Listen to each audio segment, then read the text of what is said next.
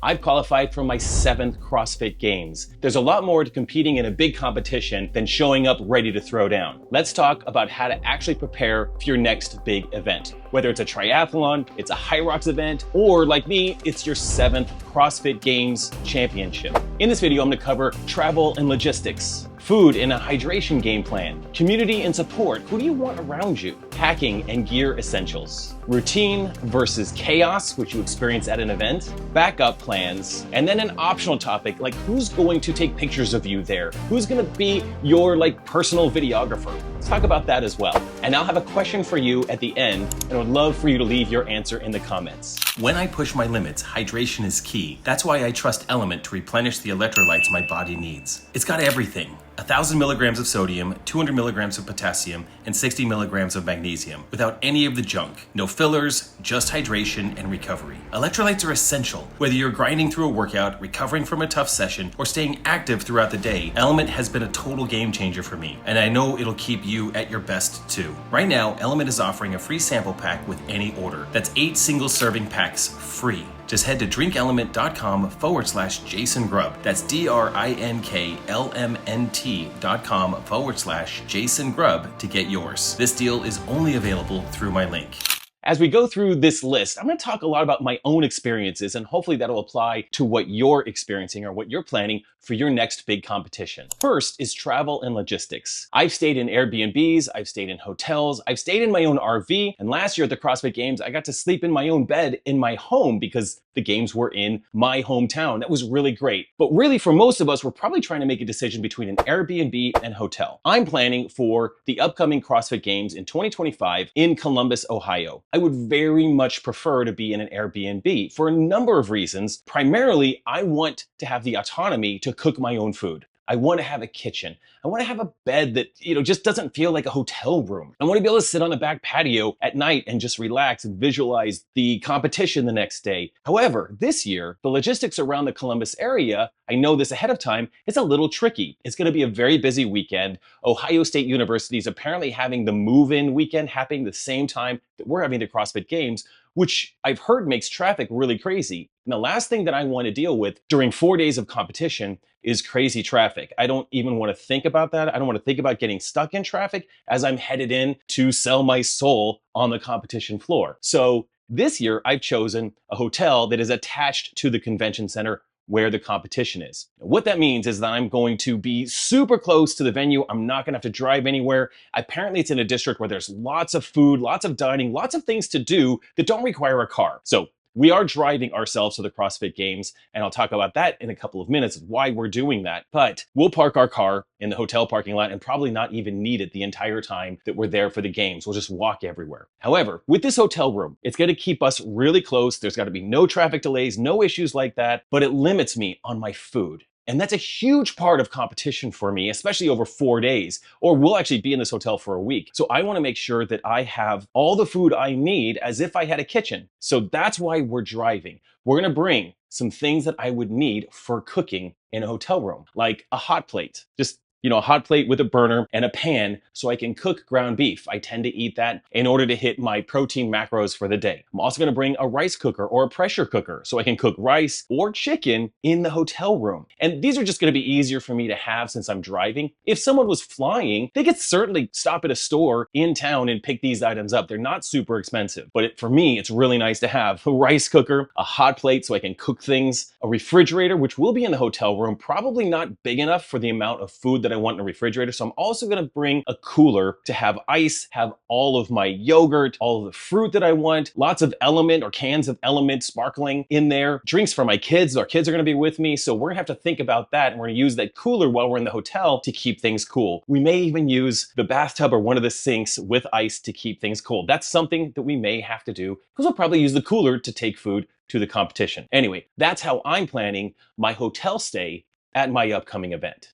As far as logistics, you do want to think about how early do you want to get to a city that maybe you have a large competition in. If you get there a day early, is that enough time to sort of acclimate? If you're coming from a very different time zone, sleep is one of the most important parts of competition. So you want to think about how many days early do you want to arrive so that your sleep can get caught up, you can get set on a circadian rhythm that works for you. If you're traveling from around the world, you want to get there at least a week ahead of time so that you can acclimate to the time zone that you'll be competing in. If you're traveling in the same time zone like I am, I'm not really worried about that, but I do want to get there a few days early so I can settle in and not feel like I'm rushed getting ready for this huge competition. If you do fly there, do you take an Uber back and forth? Do you get a rental car? For me, I'm the type of guy that likes to have the autonomy of having a rental car so that if I'm in an Airbnb or I'm at my hotel, I can drive to a grocery store to get all the food that I need. You can often have groceries delivered, so that's always an idea. And you could Uber and then just not have to deal with the car. But for me, just to keep myself sane, I want to be able to get to a grocery store if I need to buy water, to buy chips or snacks. Yes, I have some snacks like that during a competition like this, or whatever I need, ground beef, yogurt, whatever. Want to be able to get that. So I like to have a car. I think that's always a good idea for me. Lastly, by getting there a little bit ahead of time, you can kind of get a feel for the overall venue. I like to take some walkthroughs, get a feel for what things look like, actually start to visualize myself competing in that area. Just really nice. So give yourself time, choose the location that works best for you, given your personality. If you're the kind of person that wants to be in the mix with everything, a hotel is definitely the thing you want. If you want that space to really breathe and chill out, Airbnb is the way to go. But if you want to avoid all of that traffic, then you got to go back to the hotel, which is what I'm doing. Okay, that's travel and logistics. Let's talk about food and hydration. Obviously, number one, pick a place that has a kitchen if possible. There are some hotels that have kitchens. The two hotels connected to the convention center where I'm competing in August do not have kitchens. So that's why I'm planning accordingly and bringing essentially a small kitchen with me to cook in the hotel room. The first day you get there, make a grocery trip. Get all of the food, all of the hydration, everything you need that is very consistent with how you eat when you're training. When you're in a big competition, whether it's a multi-day or one-day big competition, you don't want to deviate tremendously from what you normally eat. That's why you've got to go to a grocery store, grab the food that you normally eat, prepare it in your hotel or your Airbnb,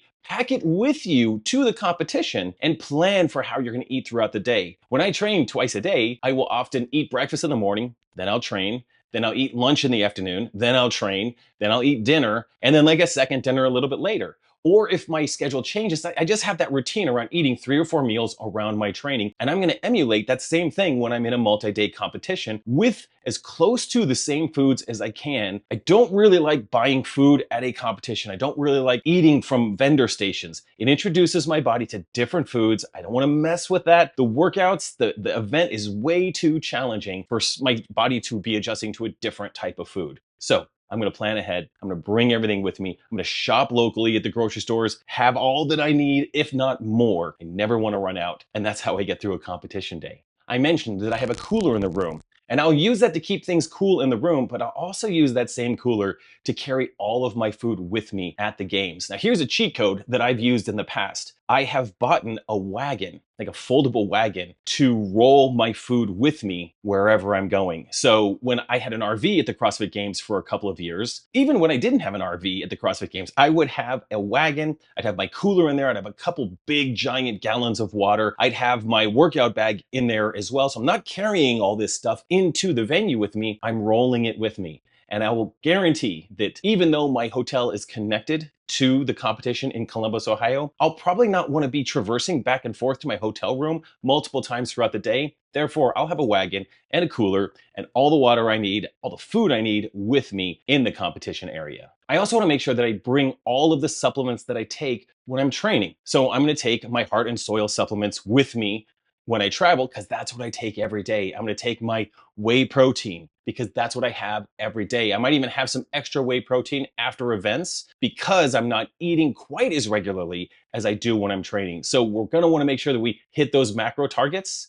I don't mind if I drink some of my macronutrients to hit my targets during a competition weekend where I may not have as much time to eat all the food that I need to eat. We're making sure that we not only have the food that we normally eat in a training day, when we're at a competition, but make sure we have all the supplements that we normally take. We continue that during competition. Consistency wins here. Let's talk about community and support. So who's coming with you to your competition? Is your spouse coming with you? Your family? Your kids? Your coach? Let's think about who you need to help you perform your best in competition. Are you the kind of person that needs a huge support system? Or are you the kind of person that you run things in your head, you maybe train fairly solo, and you don't need a huge support system around you? For me, I'm the kind of guy that likes a minimal support system. Typically, my wife is just perfect for this. She'll be kind of taking care of the boys, and that's her primary job, and somewhat supporting me. She'll check in with me like, do I need water? Do I need my water bottles filled? Something like that. Those are really simple tasks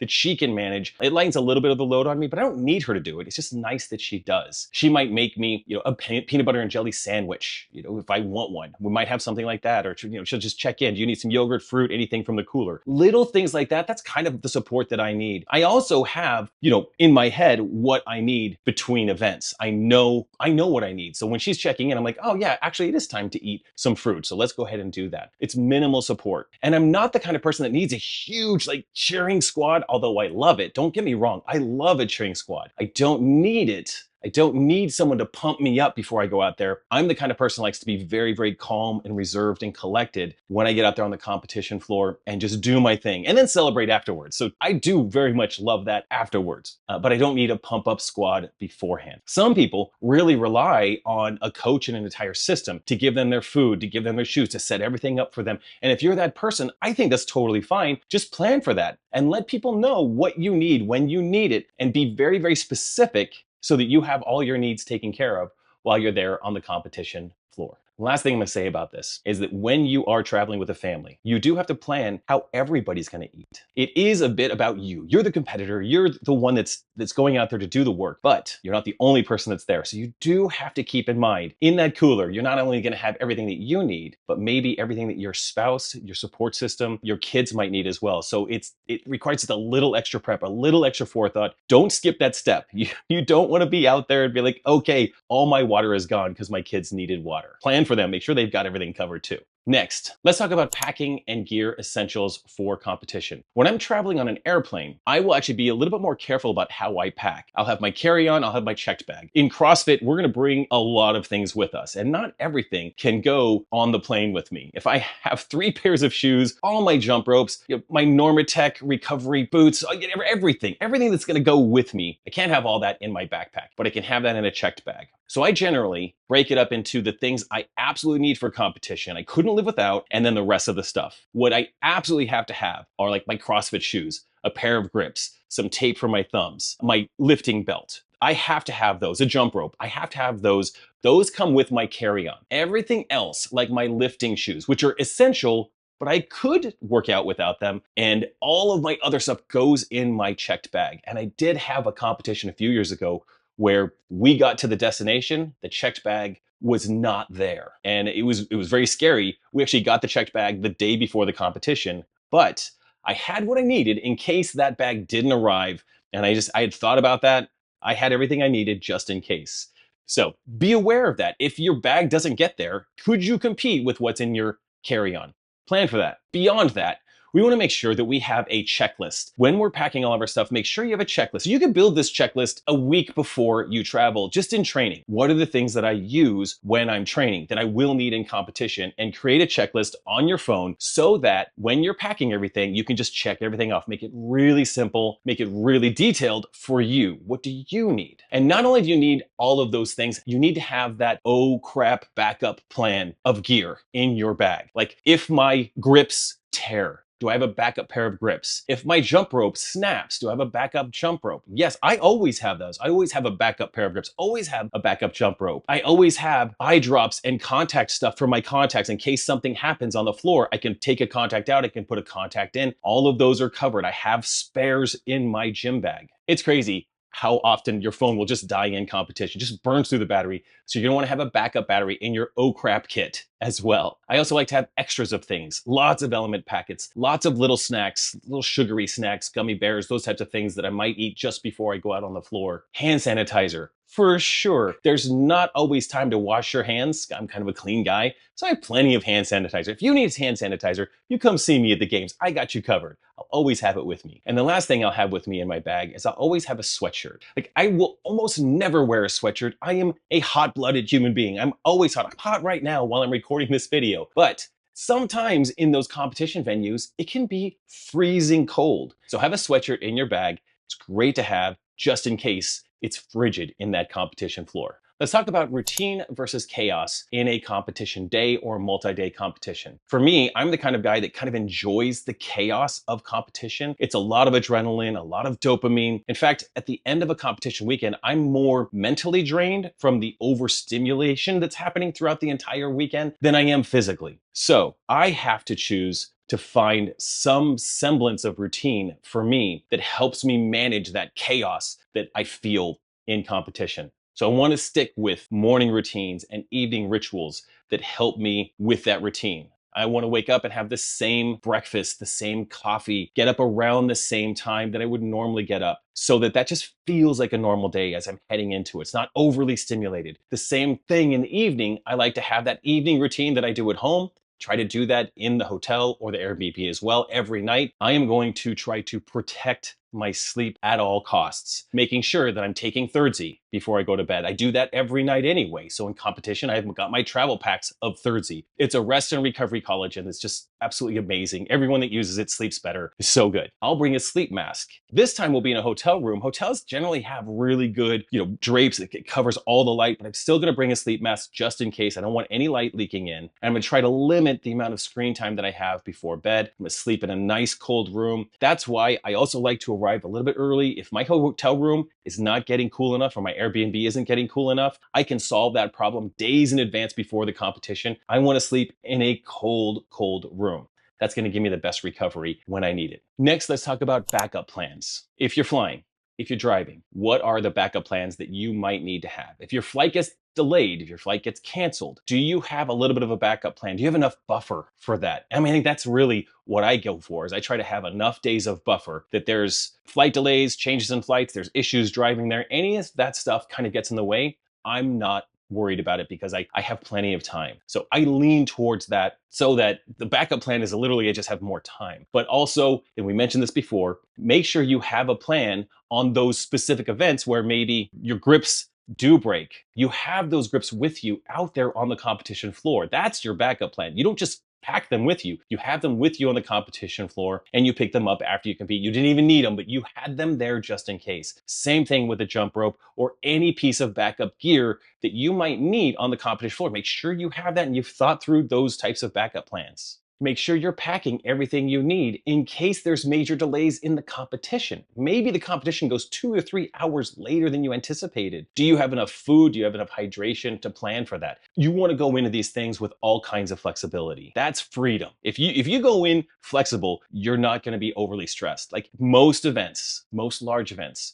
go off perfectly timed. But there are factors and things that could happen that may mess with that. So your backup plan is that you always have enough to cover your bases if it takes 2, 3, 4 hours longer to get through a competition day, or your start time is much later. You've got enough hydration, enough fuel to help you navigate that. You've got enough food for your family and your kids to make sure they're good through this weekend there while they're supporting you. And finally, content and documentation. How do you want to remember this event? For me, this is my 7th CrossFit Games, and I want to remember every part of it just like I wanted to remember every part of my first CrossFit Games. Or maybe this is your first Hyrox or triathlon, something really big. If there is a package that you can purchase, do it. Absolutely do it. When I did my half Ironman twice, I purchased picture packages. I wanted to have someone there capturing images of me doing this enormous feat. At least it felt enormous for me. At the CrossFit Games, the first few years, they didn't have any packages you could buy to have someone capture you out there on the competition floor. Now you can pay for that. It's expensive. And let me share this. In my previous life, I was a wedding photographer. My wife and I did this. We were very, very expensive. But it was this one day where you capture everything and you need to have the best team on the planet there. And we were very good at what we did. We were redundant. We had all the cameras, all the flash. We were just very, very good and we were very expensive. So if someone's going to charge a few $100s or more to capture your event, do it. It's so worth it so you can go back and live the memories that you experienced at your major event. You've spent time and energy and everything trying to qualify for this thing. You finally made it. Now you're doing it. You paid this much to get there. Now have someone capture your stuff. No, you may have a team. It's nice to have like a media team that's going to document you. That's great. Maybe you have a friend or a family member that has, a lot of experience with sports photography. That's great, do that. Someone with an iPhone is not sufficient. It is not sufficient for the pictures that you want of this amazing experience that you have. Their videos are not what you want for memories. It's not good enough. I'm just saying that. Now, maybe that's me as a photographer, but I'll tell you that I have years and years and years of great photos because I've had a professional photographer in my wife shooting multiple years of that. And then as soon as she said, hey, I don't want to shoot, I just want to cheer you on, then I hired teams to do that. So check out your event, see if you can hire a team or a service to make sure that they document your experience at this major event that you're going to. It's absolutely worth it. All right, guys, we talked about travel logistics, food and hydration, community and support, packing and gear essentials, routine versus chaos, backup plans, and documenting your experience. The bottom line is all of the preparation is worth it so that you have a lot less to worry about in the competition besides just going out there and doing a great job on the competition floor. And here's the question I have for you. What is one thing that you pack that most people forget to bring to a competition? Do me a favor, like this video, subscribe to the channel, and remember, your best days are ahead of you. Fortune favors the bold. See you next time.